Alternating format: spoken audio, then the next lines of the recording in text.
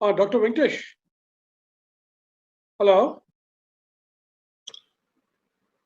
Dr. Venkatesh, can you hear me? Just a minute, I'm unmuting you. Yeah. Okay. All right. Okay. Yeah, shall we start, sir? Yeah, I'm all set. Yeah, should I start sharing the screen now? Yeah, please. Your screen is on already. Okay. Okay, just I'll, as per program schedule, we'll just start. Okay, sir? Okay, all right. Yeah. So, good evening to one and all present here. So, hearty welcome to this leadership development program on COVID-19 pandemic transformation through heartful leadership. So, on behalf of RVIM Institute of Management, NIPM and BCIC, we would like to welcome you all to this webinar on leadership development program. So to give a brief about this program, actually we had got participants registered from outside country like Maldives, education minister, and from UAE, US. Also we had got participants as vice chancellors and Amity University. And we have director, CEO, chairman of various companies, executive directors positions also.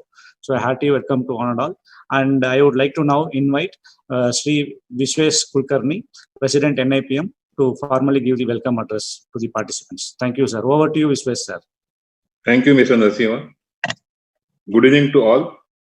I'm Vishwesh Kulkarni, National President for National Institute of Personnel Management, NIPM. NIPM is a 60-year-old HR professional organization having 53 chapters across India and more than 40,000 membership, a strong membership. Thank you very much, Narasima, for giving the opportunity to NIPM become the part of this.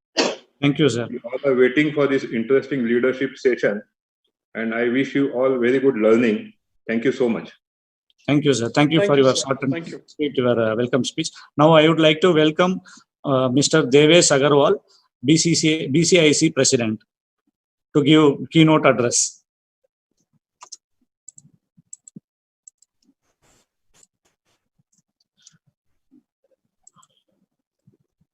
Just a minute. Yes, sir. Yeah. Yes, sir. Good evening to all the participants and welcome to this program. The Bangalore Chamber of Industry and Commerce is very pleased to associate with both NIPM and, of course, the RV Institute of Management. The COVID-19 challenge has definitely put a lot of people in the spotlight. And I can only, when we talk about thoughtful leadership and innovative leadership, I sometimes wonder, in fact, I was just in the midst of a kind of a discussion, as an example, with fellow aviation, people passionate about aviation on Twitter. And they were sort of arguing whether the Ministry of Civil Aviation should be publishing guidelines for people traveling to various states, because different states have different guidelines. And some are saying we will not let flights function. And some are saying we'll let flights function. Some are saying we'll let, like in Karnataka, people can arrive, but they have to go for quarantine. So who bears the responsibility? And I just posed one question. I said, ultimately, health is a sort of a concurrent responsibility in India's federal structure. Now put yourself in the leadership position of, say, the Minister of Civil Aviation, who turns around and tells his ministry, gather the information from the states, share it with the passengers. But tomorrow, if that information turns out to be wrong or outdated or anything, who would you hold responsible? The state that changed the program, or the aviation department that kind of shared it, even though, it was not their stress on leadership. It's going to be requiring them to make hard decisions. The simple fact is that the normal is no longer going to be normal. We are seeing already, if you look at the fact that we are holding this webinar, I think webinar technology has come forward, or the adoption of webinars and remote learning, remote meetings has jumped forward at least 10 years because of the COVID pandemic. And it is leaders, including like what RVIM is doing. It is a leadership function for these leaders to guide their organizations. And it doesn't have to necessarily be a company. It can be a university, could be a school, to guide the company into adopting new technologies, new methods, new processes, sometimes abandoning new methods and new processes and going back to something not done earlier. Our concept of saying namaste instead of a handshake.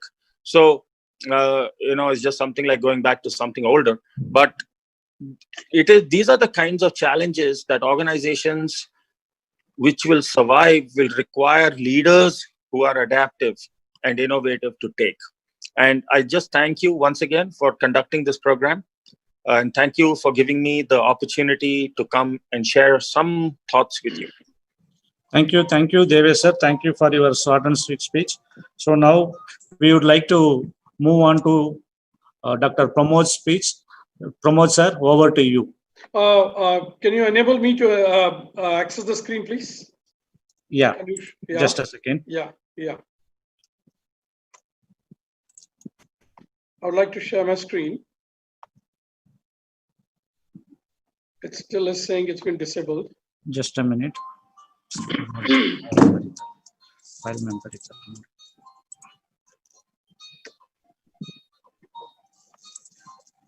All right. So just a second. Yes, sir. Just try, sir. Check up. Enabled? Yeah. Okay. All right. So my screen.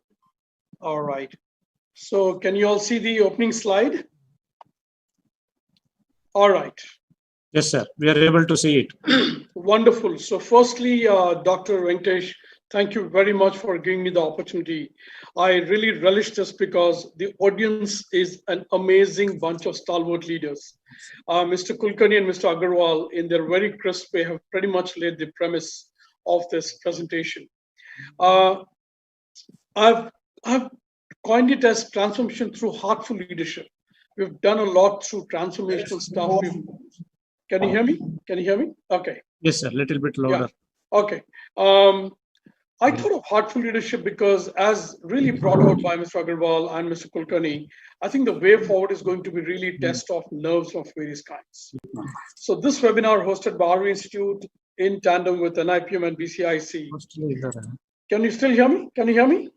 Yes, sir. Yeah, okay. So my name is Dr. Pramod Sadarjoshi. I founded and started a company called Talentsmith Consulting about a year and a half back. And basically my company, which has about 10 people, we do the following. We do business transformation and leadership coaching. I advise a lot of startups. Right now I'm mentoring about 21 startups. My specialization is digital HCM strategy. I'm a certified Marshall Goldsmith CEO coach and an international keynote speaker. I'm also on the board of few companies. My website is www.talentsmith.com. My email is drpramod@talentsmith.co, as you can see. And my Twitter account handle is @Dr.Pramod_S. Feel free to tweet as much as you can. All right. I'm not going to go through this very busy slide. I only want to highlight 3 points. That before I started Talentsmith Consulting, I was leading the strategy and transformation function for HCM at Asia Pacific at Oracle India. I worked there for 4 years before I started my own company. The second bullet in this busy slide is the breadth and depth of experience across strategy, transformation, business consulting, OD, change management, leadership, talent management, what have you. The third bullet here is I've worked across sectors: banking, both investment and retail, IT, ITES, engineering, electronics, and pharmaceutical. I also worked across geography of US, Europe, Middle East, and APAC. Very blessed to have worked with an amazing bunch of companies, Citibank. And then I had a great opportunity to start with Mr. Aditya Puri, the HDFC Bank, was part of the startup team there.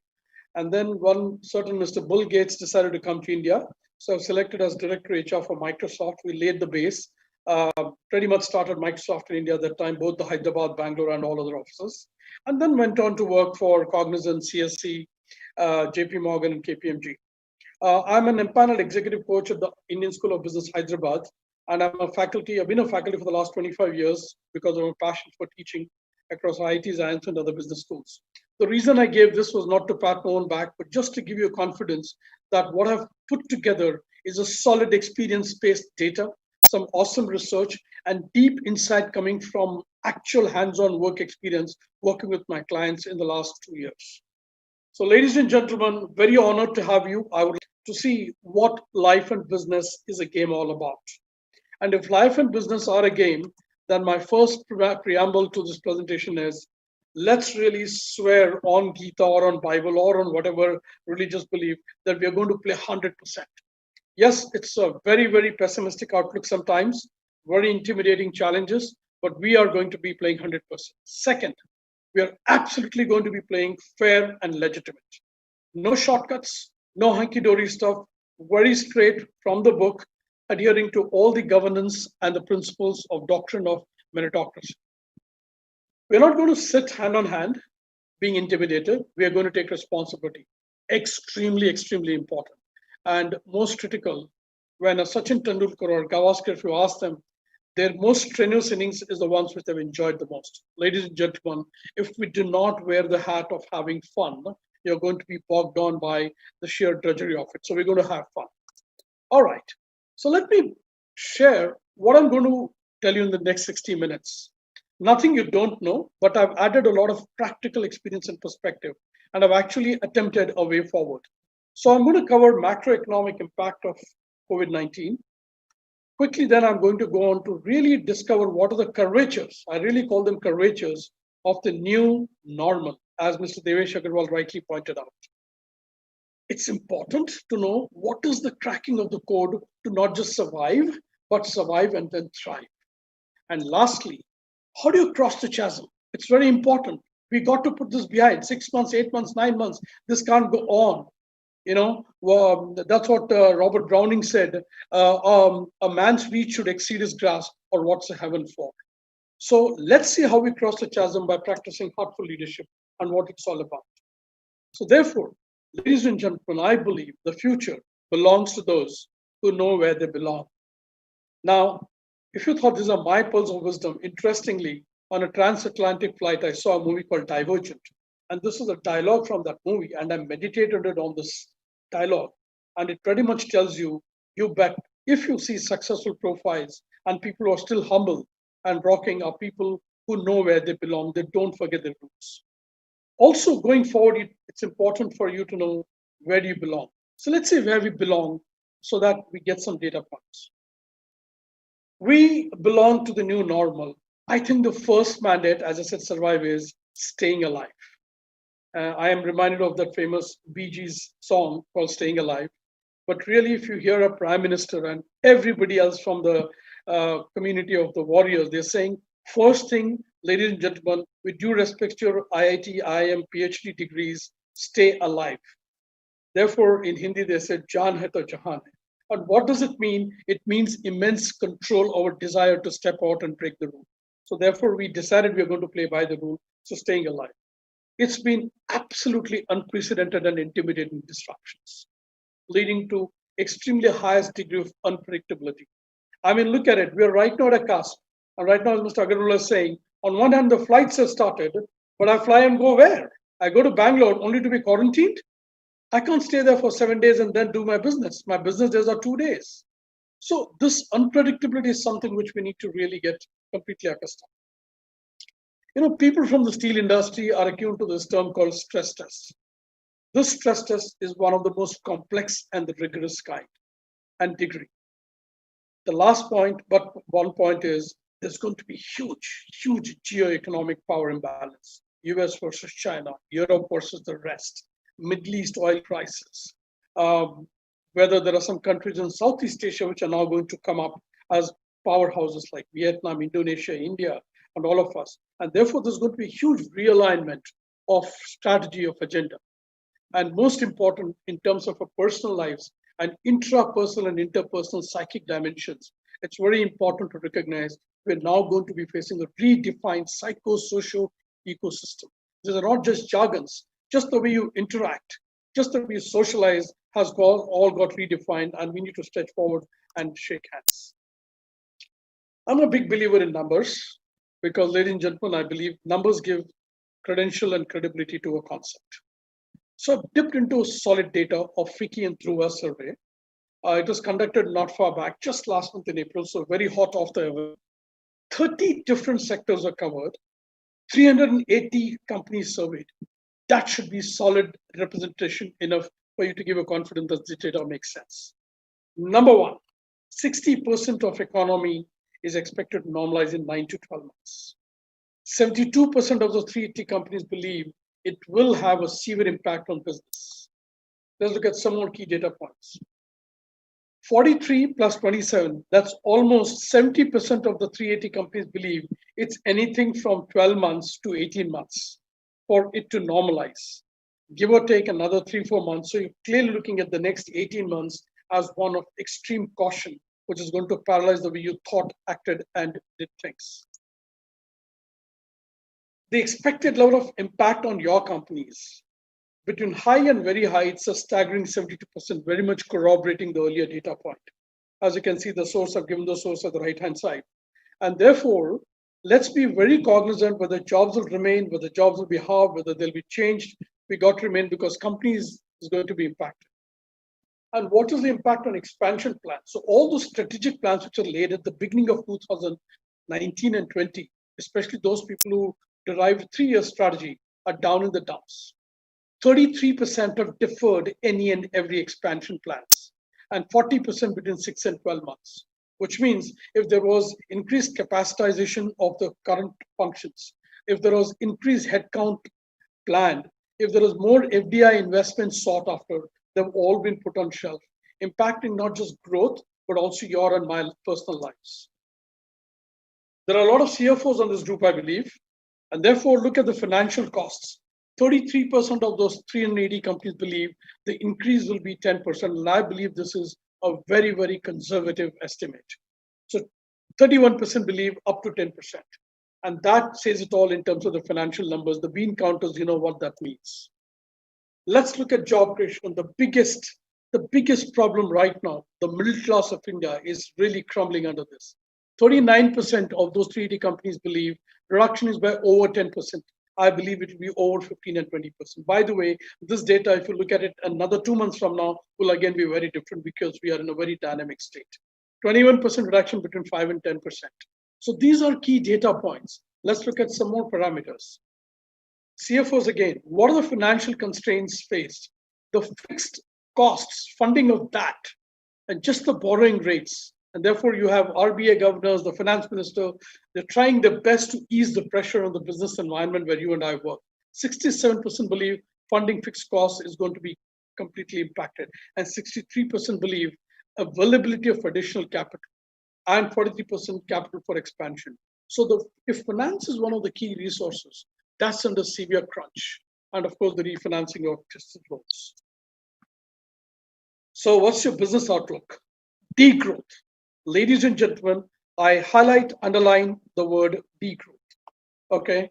And that's 41% believe it's degrowth by 20%, setback.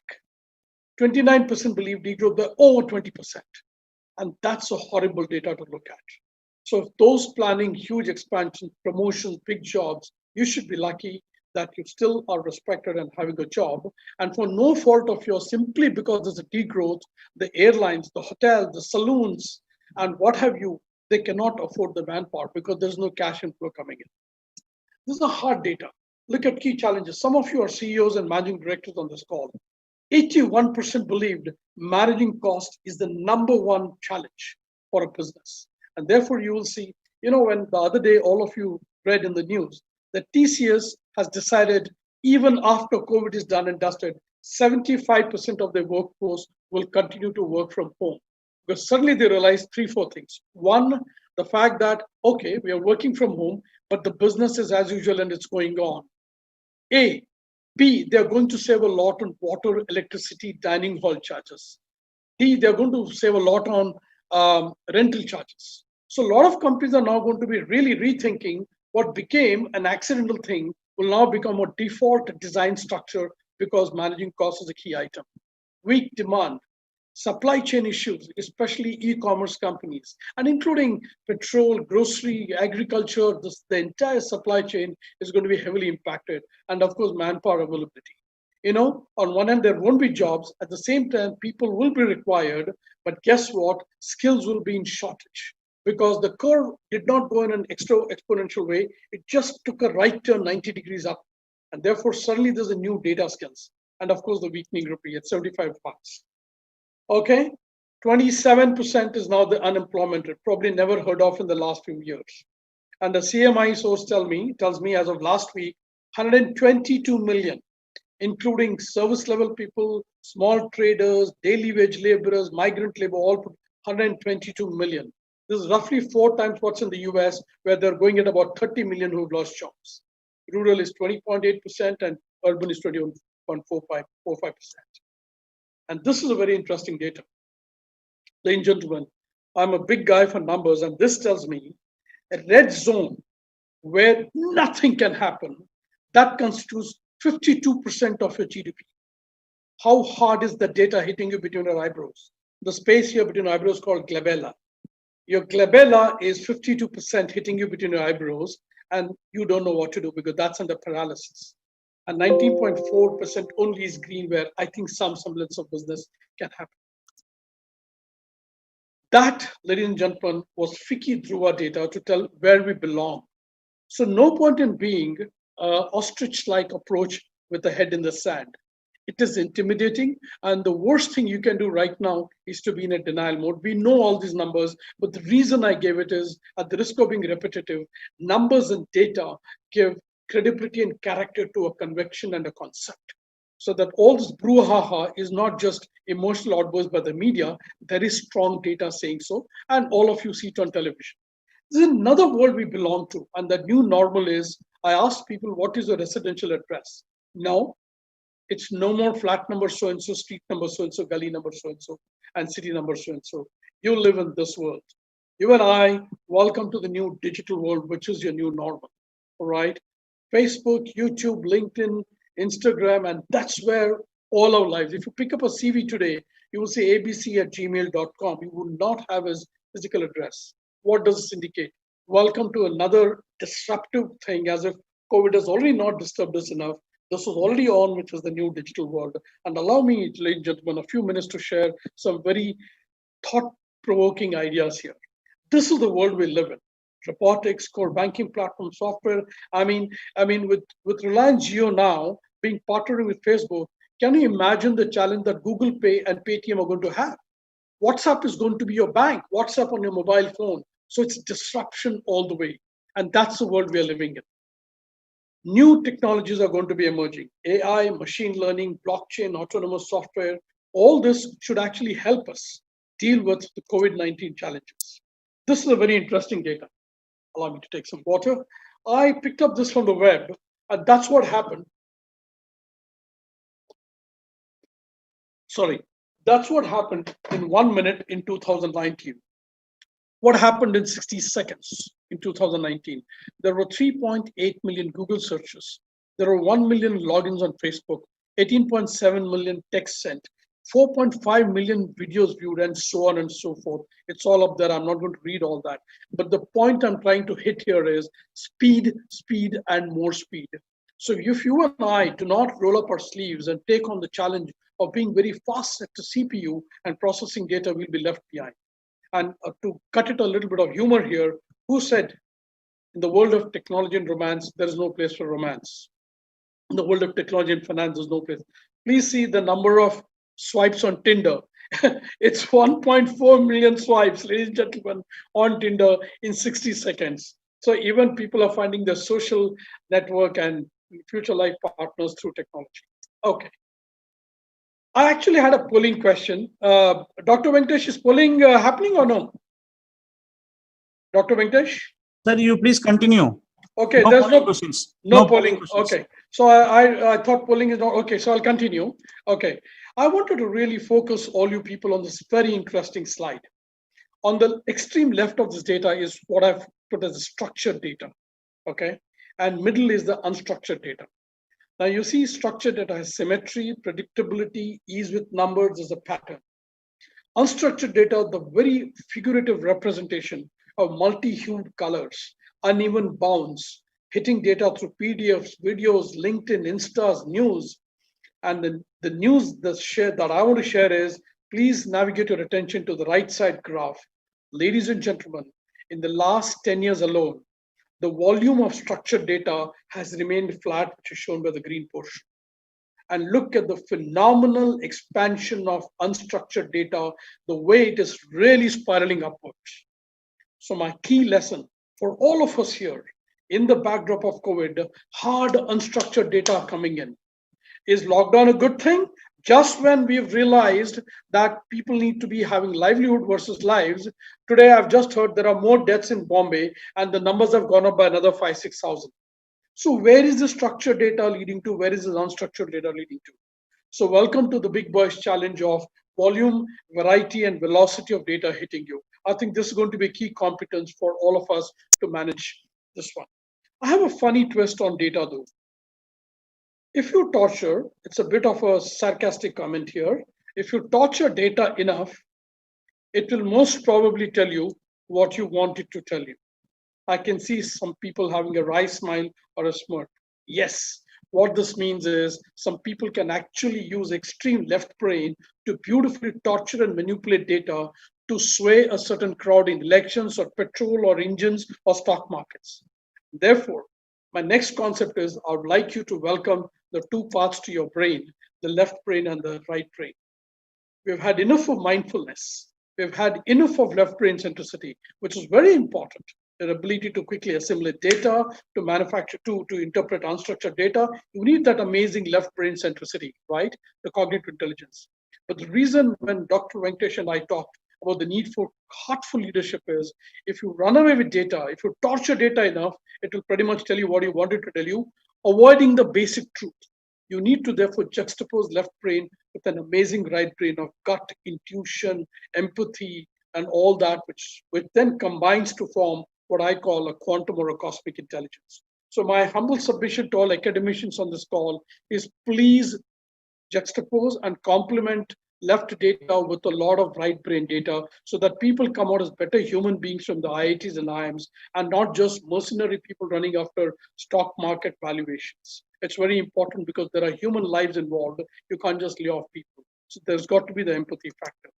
And to this end, I definitely want to introduce a concept on which I'm working a lot with all my coaches and with a lot of companies I'm consulting.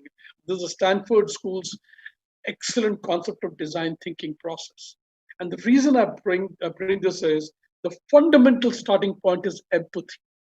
So you can't be having a frenzied race for stock market valuation, balance sheet management, and return on investments. It's got to have a holistic thing, which starts with empathy. And then it helps you define, and then it helps you ideate, and then you go to prototyping, and so on and so forth. So it's very important for us to measure the empathy factor. In this context, I'd request all of you to read a book, fantastic book, authored by none other than the current chairman of Microsoft, Mr. Satya Nadella. He's written a wonderful book called Hit Refresh. I repeat, Hit Refresh. Please read that book. And Satya has really brought about the entire concept of how empathy was used to absolutely propel Microsoft into the next league of business excellence. What is all this design thinking about? Without getting it very complex and unnecessarily scaring people, it's simply three things. A huge, huge inspiration and imagination, leading them to ideation and completing the circle through implementation. Extremely important for us to absolutely be clear that these three parts, and there are the sub-steps within that. So can you imagine being inspired without having a heart? And therefore the heartful leadership. It's not some esoteric concept. People are not going enough inside. They're getting lost in data. And in current situation where people are running for lives, and on top of that, you become a left-brain-centric, hard-nosed, ruthless guy without any empathy and inspiration, some hope in hell that will make through. Therefore, I welcome all the leaders here. I invite you to entertain the concept of being very inspirational, and inspiration comes from the heart. What is the customer asking today? No, he's not asking, what can you do for him? He's actually asking, hey, Mr. Enterprise, Mr. Business Manager, what else can you do for me? He's done enough with what you're giving the vanilla product. And lo and behold, as if that's not bad enough about his expectation, the competitor has just beaten you on product price-based promotion, whatever. And therefore, he's looking at that thing called else. And else is nothing but the quintessential differentiator. ladies and gentlemen on this call, very respected senior people and the students, I would like to really request you to think about the value addition you're bringing to your current processes, product, distribution, service, whatever business you are in, and you got to be a differentiator. All the more post COVID-19 because markets have become further price sensitive. So therefore, you're now looking at the augmented humanity. There are very smart people on this call attending who are experts in their domain experts. One of them wrote to me yesterday. I hope he's on the call, Mr. Vasant Kinney. Amazing track record. And these are smart people who advise in the aviation and various other businesses. Dr. Venkatesh was telling me of very senior people whom he has invited. I think the kind of gravitas they bring to the table for the stall must be really very humongous. So with that smart people advice, we need extremely smart machines to automate. I mean, no more goes to a bank today. Your iPhone or your Samsung is your banking at home or wherever you are. And therefore, to do that, that will have a lot of smart business which are going to anticipate. I mean, all shackles are broken and the barriers to entry are minimal today with technology becomes seamless. We have not even seen 5G yet. Imagine when 5G comes in, the havoc that's it's going to create and also collateral advantages. Therefore, no prizes in guessing. Digital is going to impact everybody. In fact, later on, I have a slide which says, what should we as digital professionals do? And I'm not saying what should we as people do, because everybody by default, including my maidservant, who is pretty much on the payment mechanism, is digital enough to see how a life is panning out. Okay. Therefore, another request is, my thought leadership on this is, I dipped into research for this presentation. There's a wonderful study by Deloitte and MIT, Boston, and they've written a fantastic paper called Achieving Digital Maturity. The faster it is done, not because of a fad, not because of a fashion, because the CEO and COO minus A level, which means the top 20 people have to live, eat, breathe digital maturity out of conviction, not because they want to show off or just a lip sympathy. It's really got to go into the bloodstream and the DNA of an organization, because that's going to be the core between the people who make the race and people who fall off in between. And that brings me to this very wonderful picture, which really shows what this is all about, right? It is showing the gradation and the slow evolution, and AI and machine learning, they're all producing aspects of human intelligence, which is really cracking at the core of everything that we're doing. Therefore, it's important with that as human intelligence, with that as artificial intelligence coming in. I just dipped into seeing what are 7 billion people, 7.3 billion people doing in this world today. And that's how the pie cuts. How will COVID-19 pandemic impact? Will there be a lot of service jobs? What will happen to people who are old? How many of them are going to survive? Because apparently it's going to attack the elder generation a lot. There are 1.9 billion young people waiting to knock at the doors between 0 to 15. What kind of a world we are leaving behind for them? And therefore, Greta Thunberg has made a big issue of shame on you, current leaders. What kind of a world you're going to leave behind for those 1.9 billion people? There are 400 million entrepreneurs. Will that go to 600 million because of new opportunities, or they will be reduced because of the dangers? There are 430 million unemployed. They're going to add to your cost base, and we've seen the cost pressures. And there are 1.4 billion in agriculture. Well, agriculture, therefore, the new survival kit, and therefore should we be doing a lot for them? All these issues, and there are some billion people across the service sector.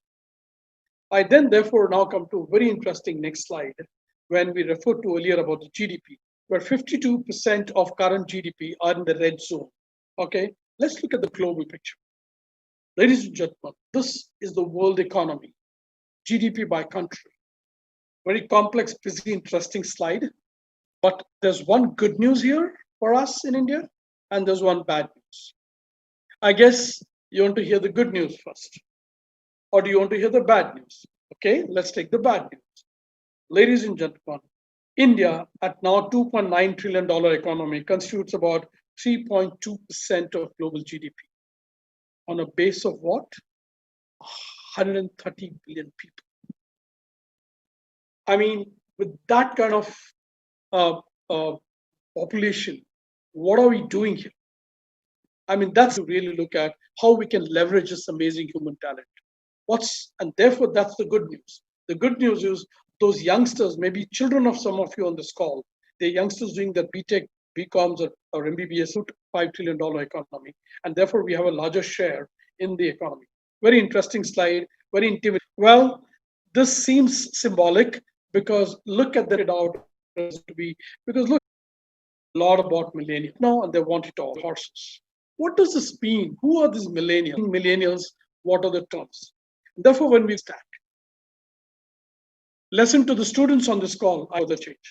The organizational structures are changing. Please beware, a lot of us could belong to this new structure called gig economy. Gig economy is that economy which is going to hire people for 1 week, for 3 months, for 6 months, or for 1 year, depending on the nature, complexity of the job or the project. So what am I trying to say here? Forget the old days of cradle to the grave employment from 21 to 60. Oh, that is gone. I'm told now there are companies that are having temp CFOs and temp CMOs and temp CHROs. Come fix this emergency for me and get going because I cannot carry your huge costs. So structures are going to be flat. Hierarchy is going to be dead. Digitally savvy leadership is extremely going to be in place and very high in demand. The egocentric, siloed culture is going to give way to collaborative, authentic culture. And believe you me, right now, a lot of people have lost jobs, COVID or no COVID, simply because a lot of leaders stuck to their old methodology and did not become collaborative, especially with millennial generation. And with 180-degree feedback and 360-degree feedback happening every 6 months, you're on constant watch, especially seniors on this call, you're up for test by the juniors. I mean, when I finish my lectures at various of these MBA colleges and I walk out, students have the power to give a vote on me as to how well I did based on a voting pad or through their menti.com website on their cell phones. That is the power that is now shifted to the student, though you are the elderly professor. But they do not want mediocrity to continue. Okay. The workforce, ladies and gentlemen, by 2025, 75% of global workforce will be millennials, all right? And therefore, no prizes for guessing some of us, notwithstanding our talent, our great experience and contribution to a company, we will be asked to go. Because now the game has become like an IPL T20, if not a T10. They want very agile feet and they want nimble-footed people to deliver, not the hierarchy-driven, lethargic, old processes. Okay. Which therefore comes to me to a very wonderful picture here. This picture you must have seen in National Geographic or on Animal Planet. And the take on this is every morning in Africa, a gazelle wakes up. And there you see the gazelle in front of that lioness. It knows it must run faster than the fastest lion or it will be killed. Right? Every morning, a lion wakes up. Last night's hunt has gone wicked. It did not get success. It's hungry, 6 a.m. It knows it must outrun the slowest gazelle or it will starve to death. So Michael Jackson said, it don't matter you're black or white in a famous song. I'm saying it don't matter whether you're a lion or a gazelle. When the sun comes up, you'd better be running. That is the agility. That's what's happening in Dalal Street. That's what's happening in Wall Street.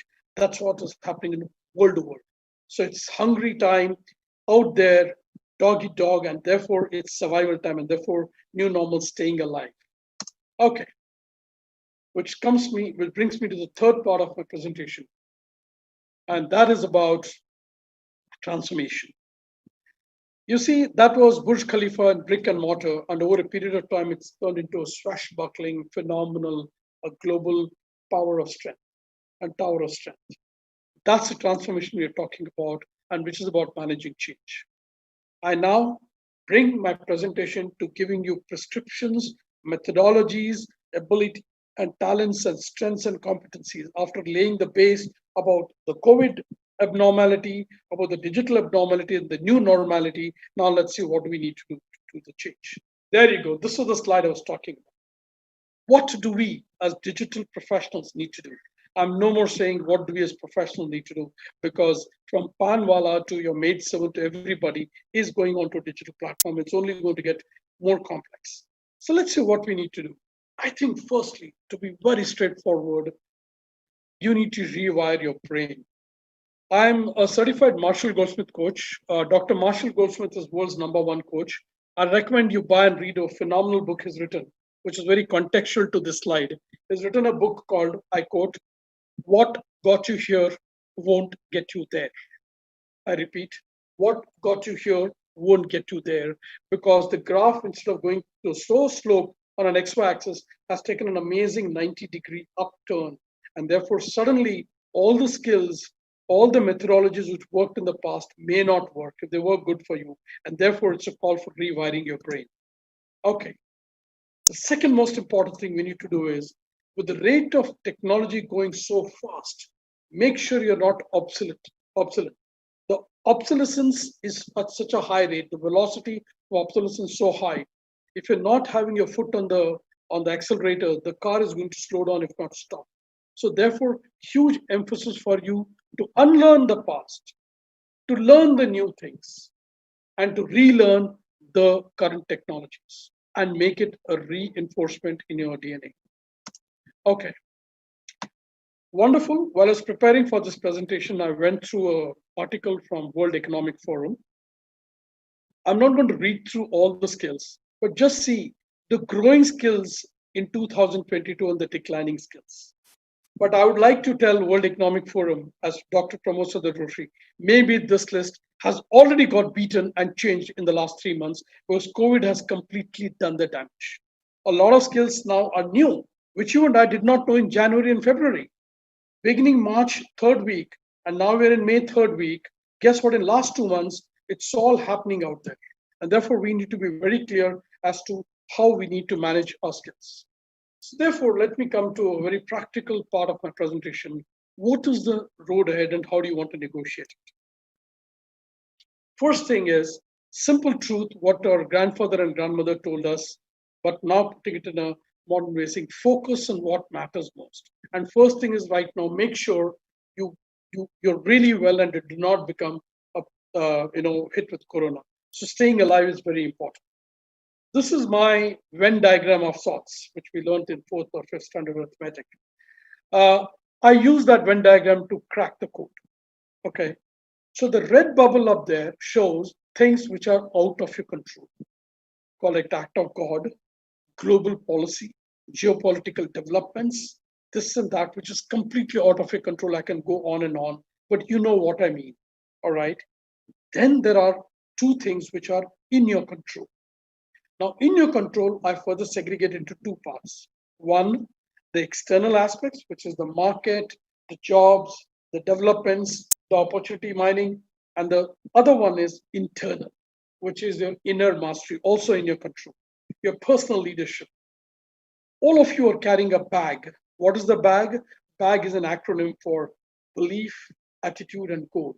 So my question to you is, what is the kind of belief systems you're carrying? What's your attitude, which is the differentiator? What are your goals now?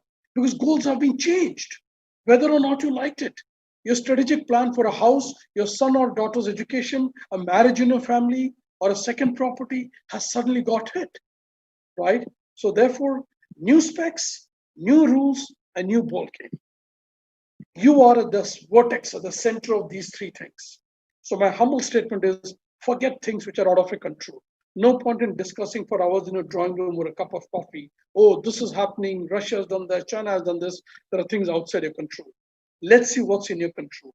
So I'm first going to attack the left part, which is in your control, external. And then I'm going to do a deep dive into internal, in your control. And that's what Heartful Leadership was all about. But as good business professionals, let's have a good look at what's external stuff. Okay, I'll skip this polling question because we do not have.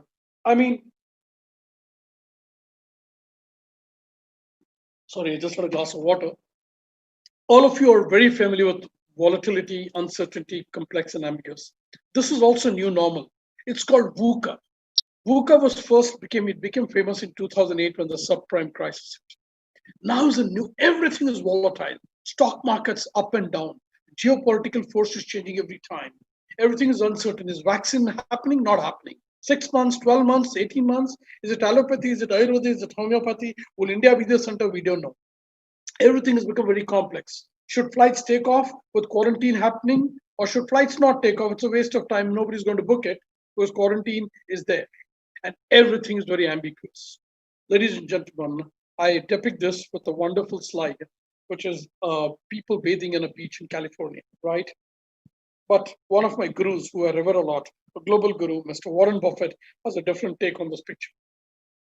And he says, you get to know who has been swimming naked only when the tide goes down, which means there are people with bikinis and boxers and swimming trunks, and maybe some people on a funnier note with just swimming naked. You only get to know when the tide goes down. I mean, the symbolism being when COVID-19 is past, when the next 3 months, the strongest will survive.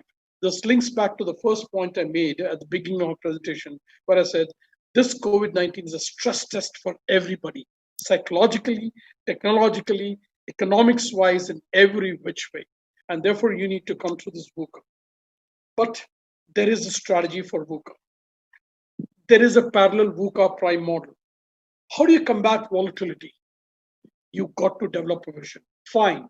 You cannot now have a vision beyond next 18 months because it's so volatile. But can you at least have for next 1 week, for next 2 weeks? Can you begin with your personal vision? I think that's one way to combat volatility. Do you need to get really greedy in the stock market if the stock market's going down? Or do you have a vision of 2-3 years? How do you deal with uncertainty?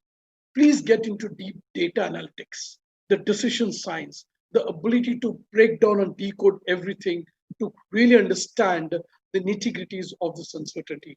That way, this fear, this big thing about uncertainty can be broken down.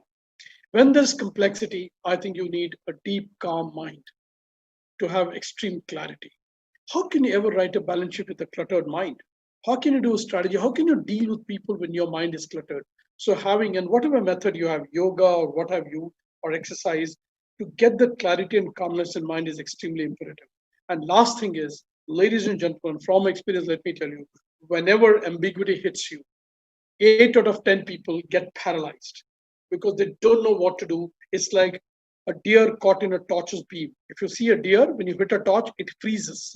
So when ambiguity hits you, a lot of people freeze. And my recipe, therefore, is become agile when you're ambiguous. Be extremely active. Be more active than ever you are. It's tough to do, but that's the only way out. Okay? Having dealt with the VUCA, let's now see what is in your control external. The first part, the left part of the Venn diagram. I believe it's our lives changed in the last 2 months. A lot of people who have fallen by the wayside, who are depressed, who are seeing psychiatrists and counselors, is not that they are not intelligent. They've just lost it because they don't know how to handle this change. And therefore, let me give you some mantras to handle change. And therefore, managing change is the most important thing. As Charles Darwin has said, it's not the strongest or the most intelligent. The one who will survive are the people who will best manage change. The people who will manage the next 18 months by staying alive, very fit and fine, and managing their finances and whatever, are the people who are going to come out winners. So what are the questions running right now in your mind? Will I still have a job? Well, I don't know. Swiggy is laying off, so-and-so is laying off, this people is laying off, airlines are laying off. Obviously, pilots are being asked to go because there are no flights. What will be the new rules? And if there are rules, what's in it for me? What help will I get? Pounding pressure on you guys. Most important, I'm an architect. Will I do that job? I'm an IT guy. Will I be asked to do HR? I'm an HR guy. Will I be asked to do sales? I'm a sales guy. Will I be asked to do operations? Who will I report to? Will I land up reporting to somebody who's my son's age? What will it do to my ego? Will I check the job or will I look at the economic reality? What if I'm asked to report to somebody whom I don't like? What if I'm asked to report to somebody who used to report to me until January? Who will I work with in the future? Will I be acquired? Will my company be taken over? What are we doing about this and why are we doing this? Some of it is voluntary, some of it is involuntary. This pounding pressures is going to further complicate your change management strategies. Therefore, I've read this article and I've taken this from a wonderful article called The Speed of Change, Business Managing the Speed of Change by D.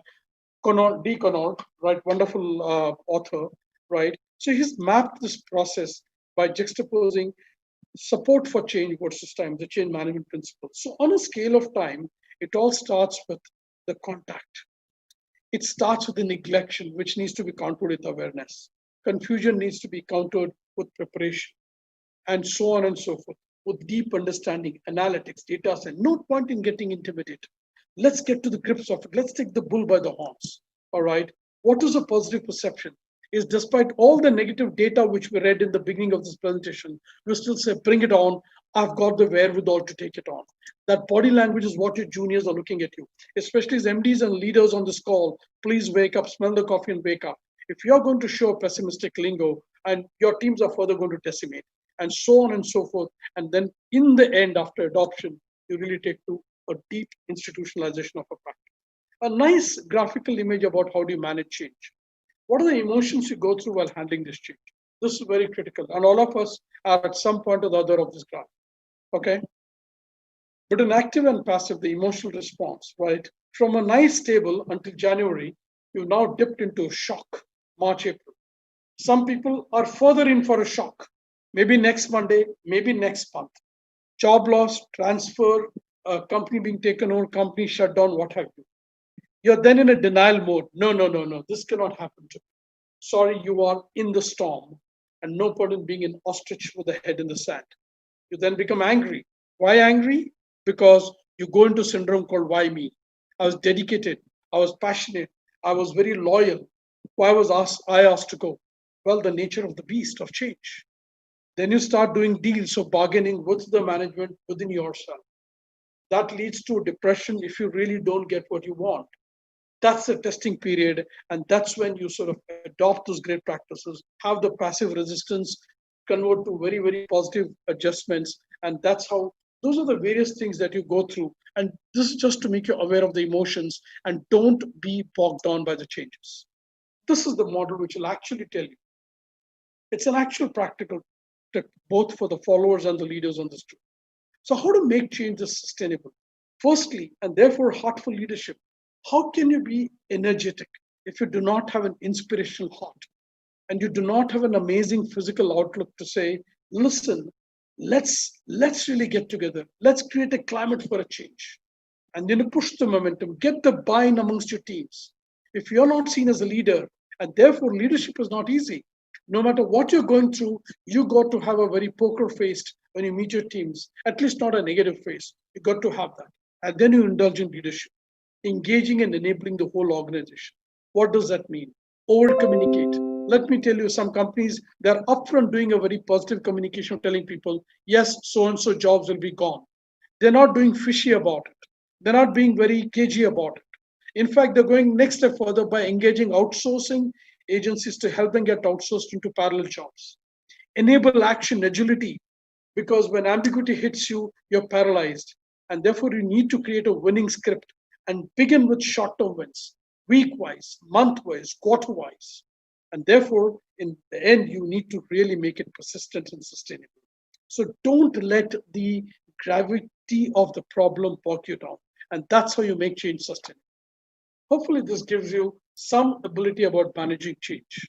How are the other ways you're going to manage your external environment? Make your presence felt absolutely brilliantly outside. And if it means doing some pro bono projects, especially people who got laid off on this call or about to lose a job, it's okay.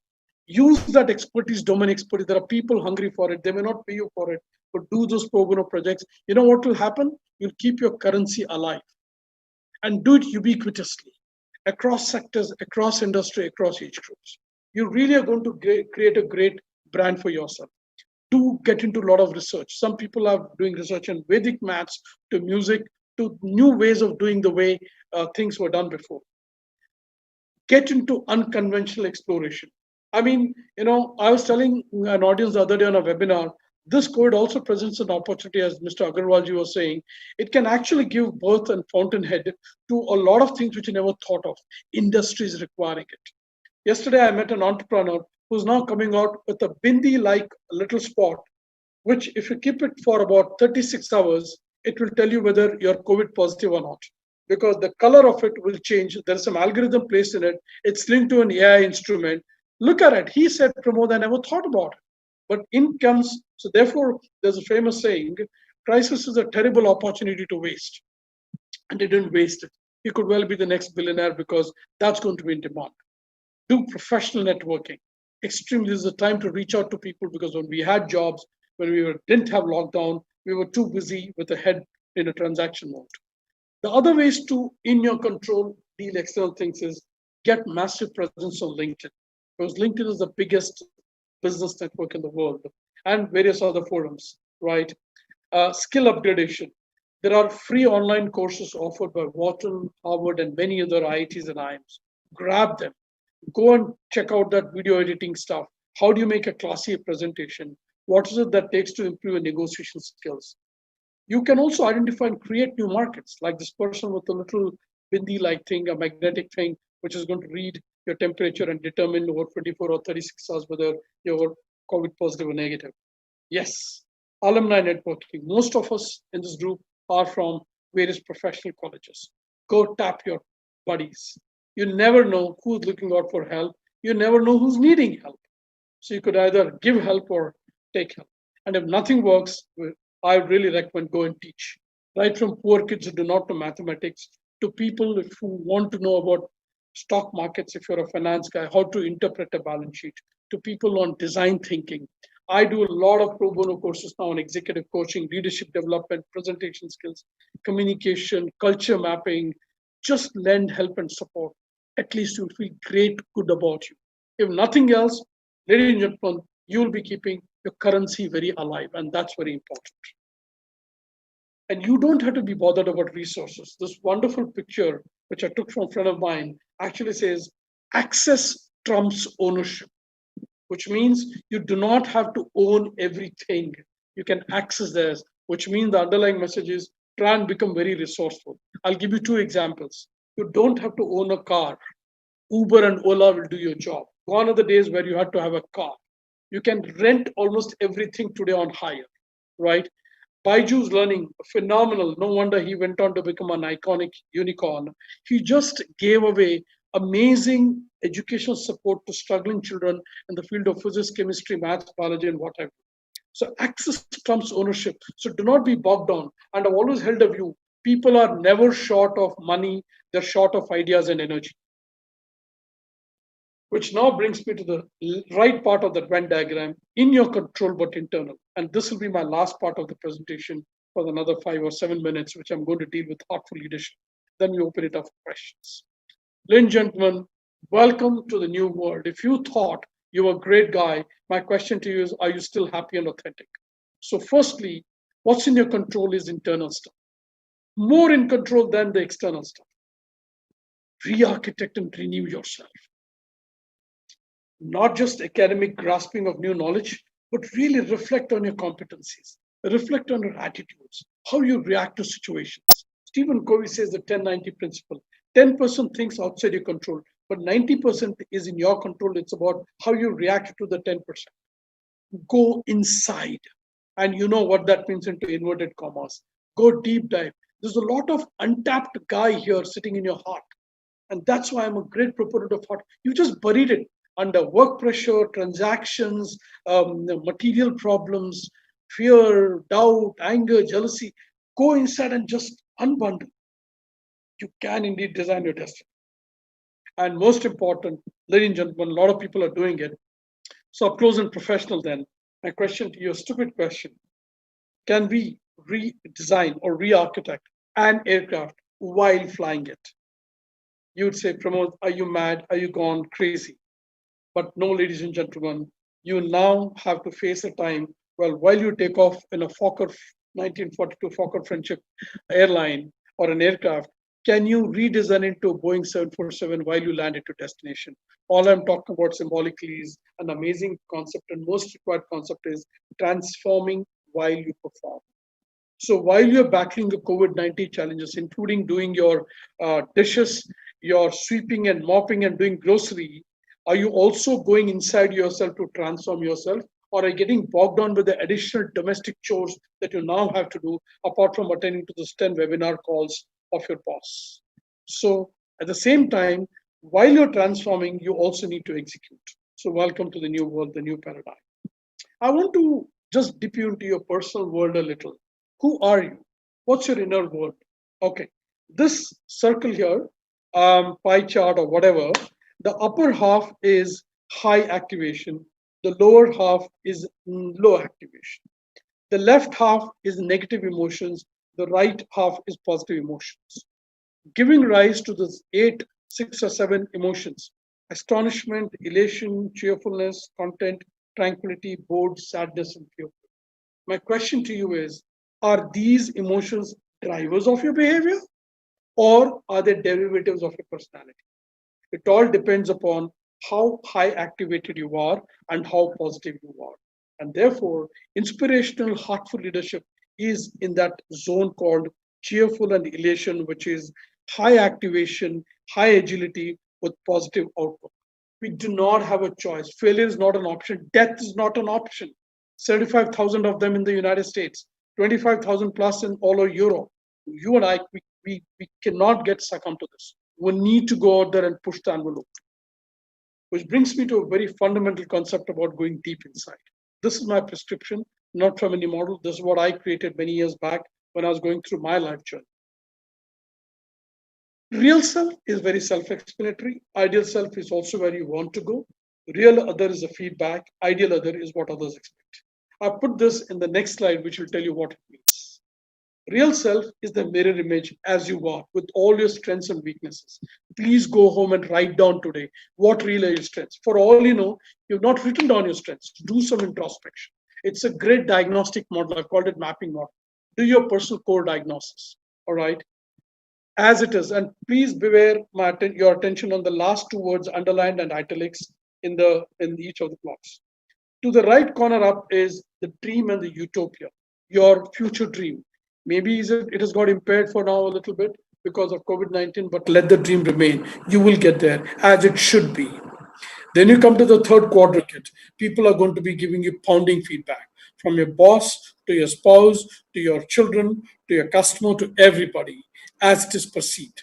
Now, whether or not you like it, this is part of your baggage. This is part of what you inherit. And this is good thing for you to think upon to remove all your obstacles. And the last thing, what's an epitaph? Epitaph is an inscription on your tombstone. This is as it is imposed. Invariably, each of the 4 quadrants are in conflict with each other. Your real self with your ideal self. You're weak in mathematics, but you want to be an engineer. You are a 3 on a scale of 5, but your boss says you're not even 3, you're below, you're 1, 5 being the top. There's a conflict between what you want to be and what your parents want to be, or what your boss wants you to be. There's a conflict between the hard data which comes to you and what others want you to be. There's a conflict between this box and this box. There's a conflict. At any given point in time, ladies and gentlemen, your any behavior, including your current behavior, is flowing from the confluence of the 4 quadrants.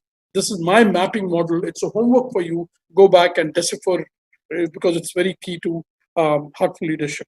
Ikigai, I won't spend time on this, but make sure there's a deadly combination confluence of passion, your mission, your vocation, and your profession. Go to the web, you'll get a lot of details. Okay, I'll quickly go through because we're running up time. Conviction.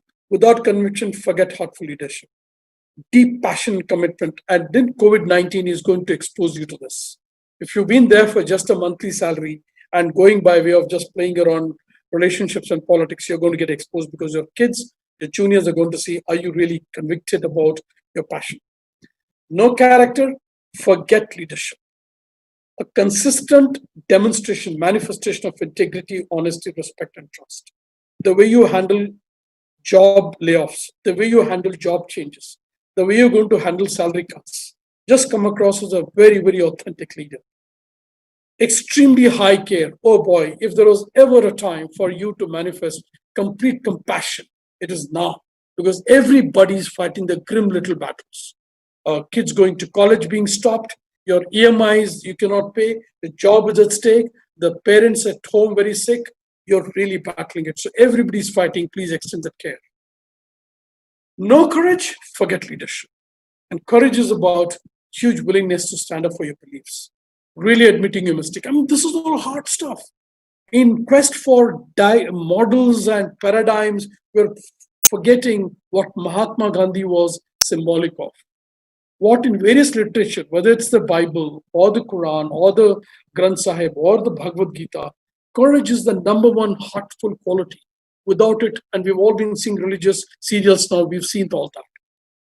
There are lots of leaders in this call here. Ladies and gentlemen, every day there'll be bad news, from deaths to layoffs to company being stopped from operating. You've got to maintain an appropriate emotional behavior and maintain composure.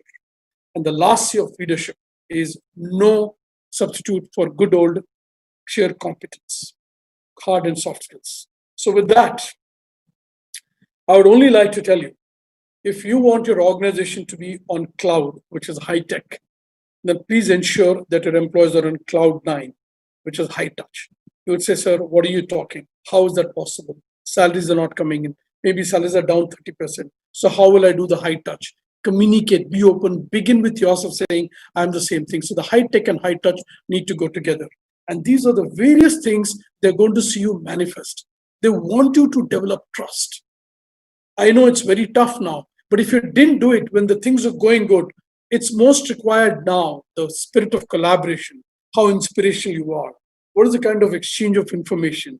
Are you of teaching, helping, supporting, sharing success? All lot of these things come in now, and this is the time when COVID-19 is going to do. But there are 3 big demons which are going to come in the way. This is my last 2-3 minutes, and please pay attention.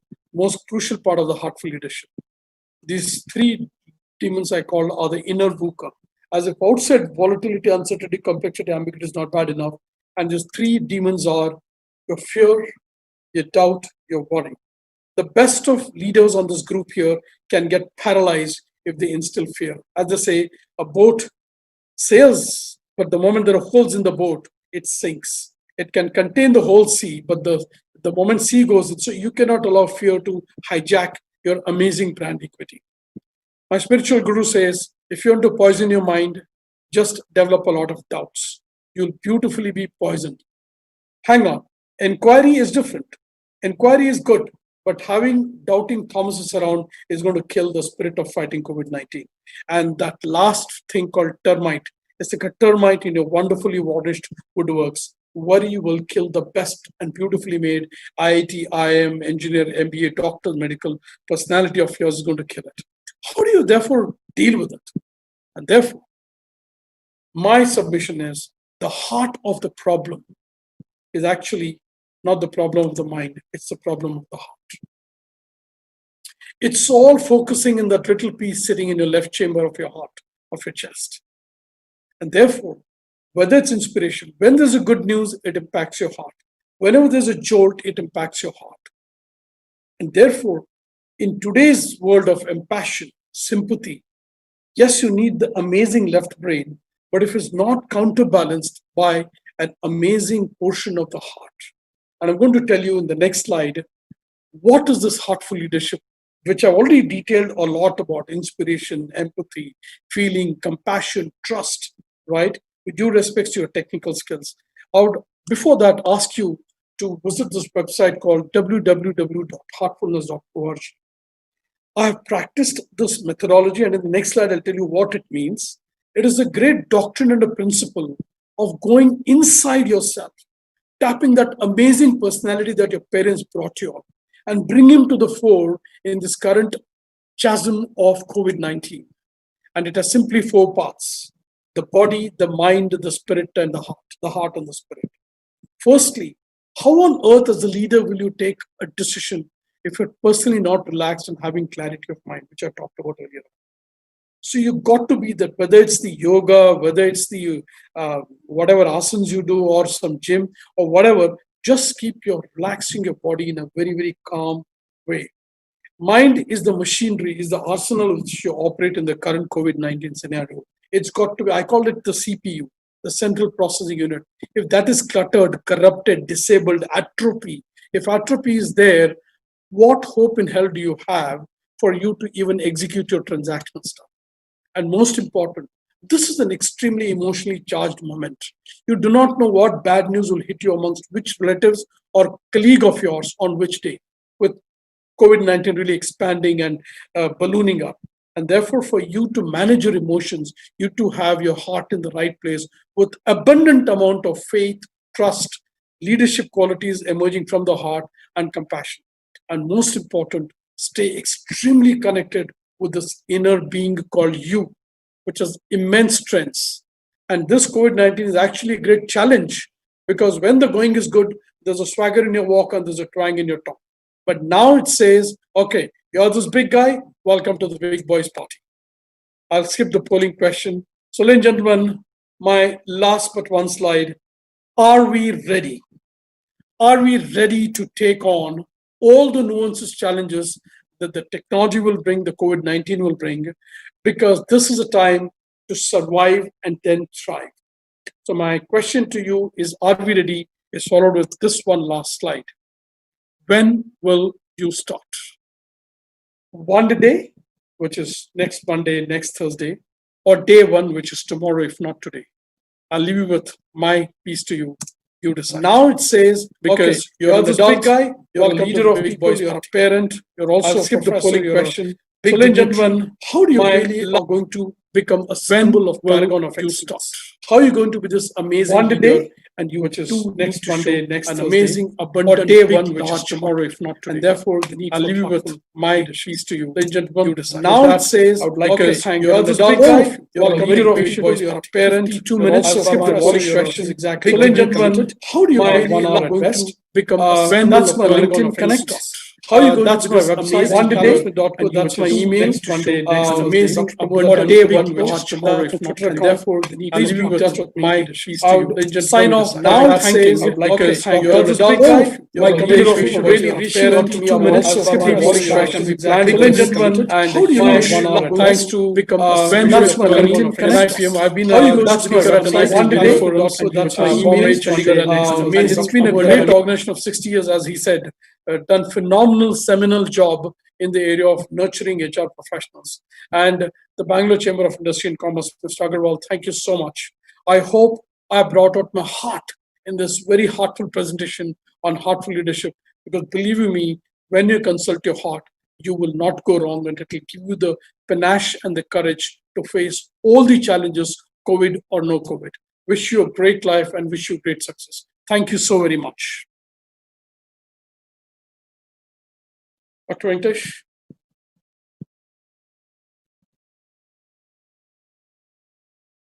Hello. Hello, Dr. Venkatesh.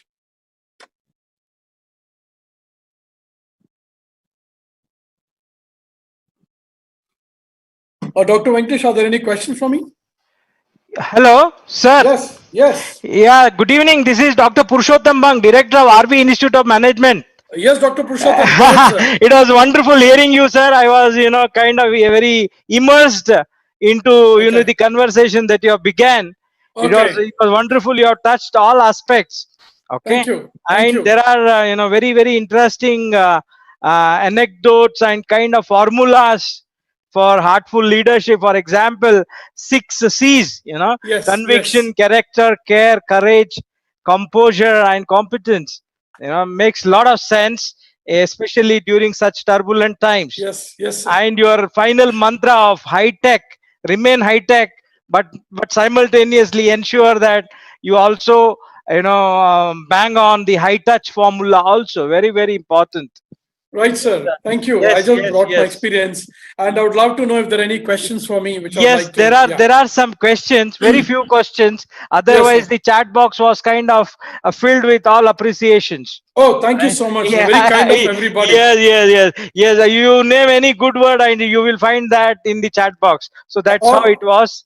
All I wanted to do was honest justice to this work and assignment you gave me. I truly mean it, sir. Yes. There are very respectable professionals on this call here attending. They've got huge accolades and accomplishments themselves. So I'm a humble person, just nothing. But I just poured my heart out to say how I'm coaching my clients and advising my companies and how I think is a way forward. And I spoke from the heart and with a lot of research and data so that this intelligent audience on this call feel very respected. That was my attempt. Sir, I will try to consolidate and ask you on behalf of the participants, as there are many people who are from the academic fraternity. They wanted to know, how the leadership is going to change post-COVID, the scenario or the what do you call that, dimensions of leadership will change post-COVID for the educational institutions. Okay, so the first thing academic leaders will need to be aware of is there's now going to be a hybrid model in teaching. A lot of it will become online, and there will also be some live teaching. I read a report that 26 Ivy League universities in the United States have got lawsuits filed against them by students studying there because they said lawsuits are about please return half the fees we paid because we paid for an experience. Experience of what? Of finding amazing friends, bringing live experiences with industry leaders. All that's gone because now it's all online teaching. So one of the leadership patterns for academicians is going to getting a nice blend of online education because social distance and various other economic issues. At the same time, you need to bring in the high touch factor. So that leadership will call for instance, I was hearing somebody else the other day is saying today the benefit of an online teaching is if there's a professor who's gone too fast, I can rewind the tape and run it. Whereas in a live case, he teaches and he goes away, then I can't catch him. All right. At the same time, people are saying, I miss that personal experience, especially the space that I work in, sir. I work with a lot of IITs, IIMs, and a lot of colleges. There is something about executive coaching. There is something about mentoring. Now, no matter how much you do it on a Cisco or on a Zoom, it's still never the same with a pat on the back, with looking and eye contact. Now, the fact is that can't happen all the time, definitely not till COVID-19 is completely dead and gone. And if it's here to stay, then we need to bring in a hybrid model. So my thing to all the academic leaders is develop your amazing competencies of getting a good blend of mastering the technology of an online teaching, where your effect is very close to as if you're teaching a real class. At the same time, reach out through telephone calls or personal equation, if you will, by remaining as a mentor and as a guide and a friend, philosopher, and guide. I think that if until yesterday it was not required, now it is the most urgent competency required for all the academicians. Yes, sir. Very true. Can't agree more. So, yes.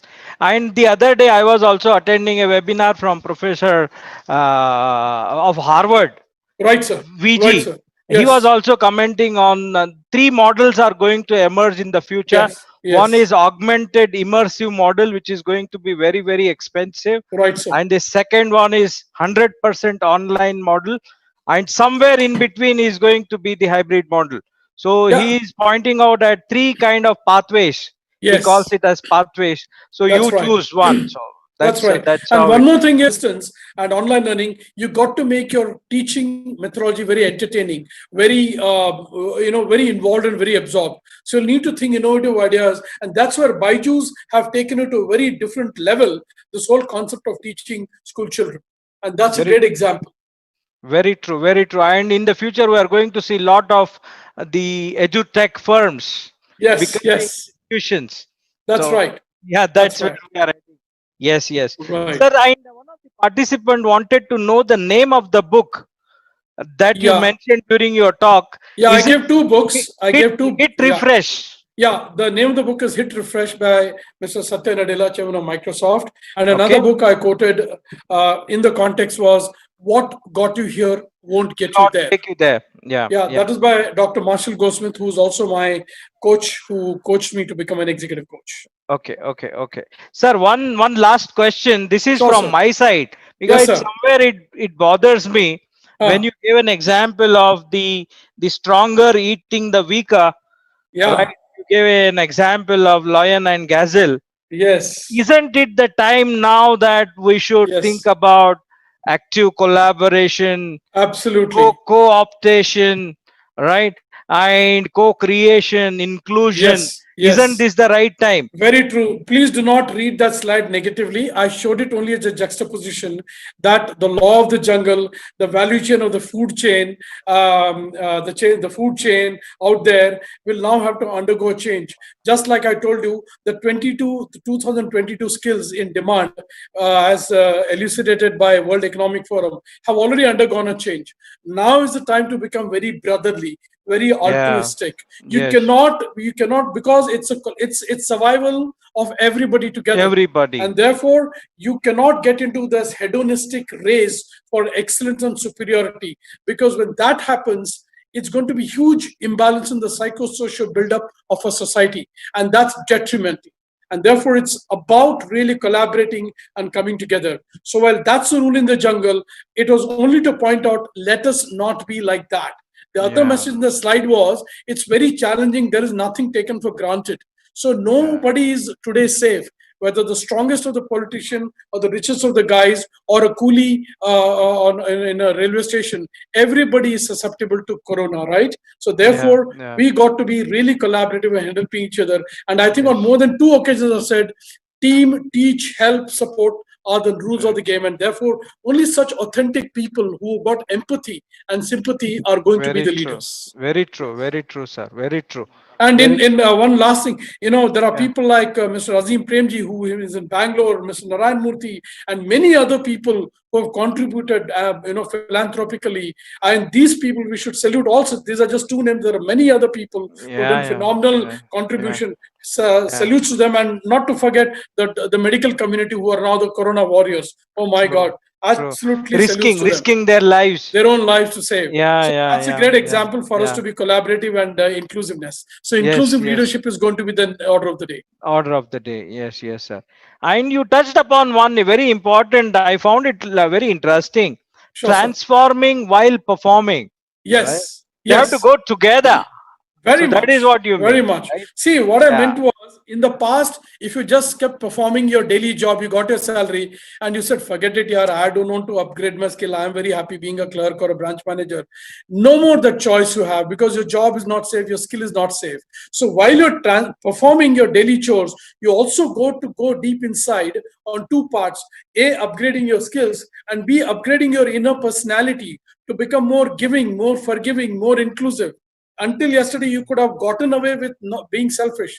Now, no more. So you got to transform while you perform, and you got to perform while transforming. You also can't go in a Himalaya and sit in meditation saying that I'm transforming. No, you got skills. God has invested so many. Come and serve the society. You cannot just suddenly now run away and sit in meditation only. Meditation is very important. In fact, the core of heartfulness and heartful leadership is going inside, which is meditation. But you've got to balance it like a bird with 2 wings, right? The material wing and the spiritual wing. So that is easier said than done, but there is a way to do it. And the way to do it is that meditated practice, We need to understand and practice the true art of working. Yes, absolutely. Which we call as karma yoga, right? Absolutely. That's the need of the hour. Very well said. Very well said. Yes. Right. Yes, I think there was one question by Professor Prashant. Yes, sir. Given a chance, would you call the COVID crisis as the liquidity crisis or solvency crisis? Oh my God! What are your insights? He has just banged on it, so I don't know. I think it's more of liquidity. Solvency, we shouldn't bother about it as on day. But I would like to hear from you, sir. Yeah. So firstly, there are finance professionals here who are more competent to answer whether it's a liquidity or a solvency crisis. But for sure, it is one thing. It is right now, first and foremost, an existential crisis. Right? True. You got to stay alive and then think of all those financial parameters. And I've already given you a lot of data on capital, finance, funding costs, and all that. Now, and also with the volatility in the stock and the capital markets, is it liquidity issue? Is it a solvency issue? We don't know, because you also hear, and no names here, some companies and countries in the world are actually, stock markets are rocking. They made a mincemeat in this. They made advantage of this COVID-19, right? So they would say, no, there's no capital problem. There's no liquidity crisis. It is not at all. We've just done and dusted. They bought companies very cheap. Their indices are going very high. How do you say that? So one size fits all answer is not the answer. Each one has to look at it very contextually. India, with its own pluses and minuses, need to look at it. But first and foremost, we need to get through without being unscathed by staying alive. And therefore, it's for the first foremost, it's existential crisis. Yes. And then worry about whether it is liquidity or solvency. Yes. And when I say existence, not just physical existence, keeping your mind, body, and heart completely synchronized and calm in operative condition. Because if you get depressed right now, if you become a psychiatric patient, for all the wealth and brilliance you have, you've just been like a cat in a torch syndrome. You're paralyzed. You've got existential crisis even. What values? And sir, I would like to end my question with very last slide of yours. Yes, sir. Right, the three things which will make you fall: fear, doubt, worry. Yes. Right, very interesting, because most of the time we fear for nothing, right? We doubt for nothing, right? We worry for nothing, because not, like you said, very nicely put in those Venn diagram, things which are beyond your control. What is the point in worrying about it? Absolutely. And frankly, half the time things you fear don't happen. That doesn't happen. That's research has also proven that. So. Yeah, and that leads to brooding worry. And worry is like a termite in a beautiful cupboard. That termite will eat up. It looks very polished from outside, but internally it's eaten up. So worry eats you up like no other cancer. And doubt is the biggest poison you can put into your body. No cyanide or rat poison will have the effect of plentiful doubts. It can finish you. So that lethal cocktail of fear, doubt, and worry can finish you off the best and the brightest. So therefore, you need to go inside and do heartful meditation leadership to throw them out, to throw those demons outside your system. And it is possible through an amazing practice of heartfulness. Sir, do you by some mean recommend heartful meditation also? Because I have underwent that. I found it very, very interesting. Oh, that is, lots of sessions are happening. I am kind of practicing that also. Would you recommend that all to all very strong? Very strong. Yes, in fact, I would recommend you please visit www.heartfulness.org.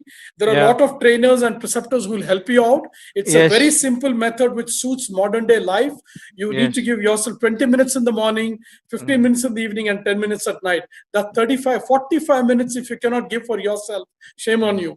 And this is for your sake, so that you emerge as a very strong personality who can withstand just not liquidity crisis or solvency crisis, but also your existential crisis. And you will emerge as the ultimate leader in a very balanced, profound person whom the society will look up to as a leader.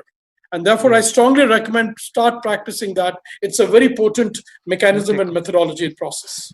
Yes, sir. It was wonderful hearing you out. I think now I will ask Narasima sir to conclude the session. And before I hand it over to Narasima, I thank you, sir, from RVIM side profusely for taking your valuable time out and sharing your insights with all of us. It was kind of music to the ears, and it kind of recharged all of us. Thank you. Thank you. And you have succeeded in doing that. So thank you so much, and look forward for many more such sessions, because that was the demand from the audience also. Oh, right? I see. Okay. So Narasima will be in touch with you, and let us plan, some extended series of this intervention. Absolutely, so first of all the leaders. Right, sure. Yes, I only hope I delivered what is expected. No, sir, it was fantastic. Fantastic. It was my way of communicating immense regard and respect to very accomplished professionals who attended this call. I'm very touched and humbled. Thank you so much. Because the kind of energy that you brought into this session is simply mind-boggling. Thank you. So everybody appreciated the kind of energy that you had shown during this interaction. Thank you so much. Thank you so much. Thank you. I thank all the audience also for showing believing in us and participating profusely in this interaction. Look forward to having your support in all our future activities and events. Over to you, Narasima. Come.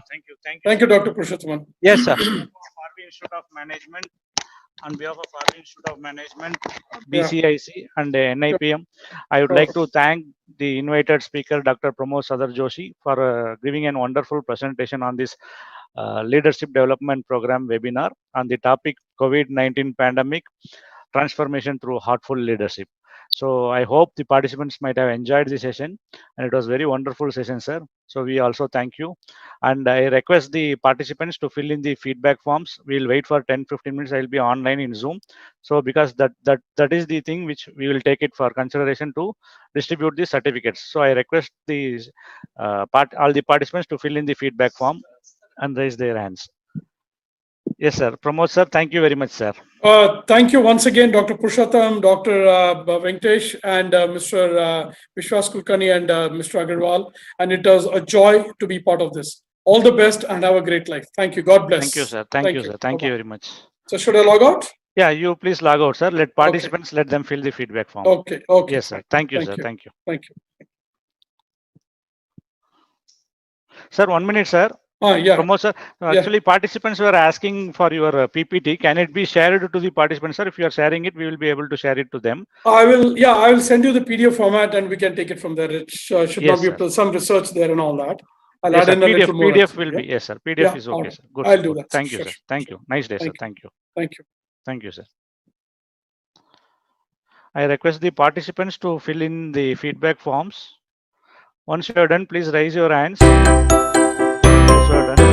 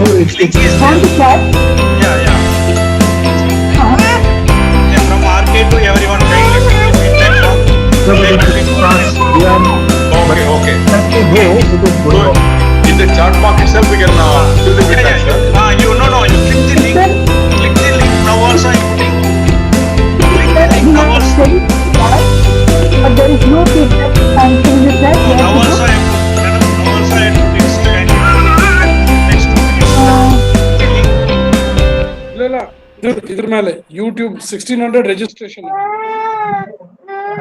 So you are able to find the madam, find it? Yes, sir. Sir, no, sir. I am not able to see. It is not, sir, unable to see, sir. No feedback form, sir. No, actually many participants have actually told form submitted. Anyhow, I post it to everyone now. Please. Then I am not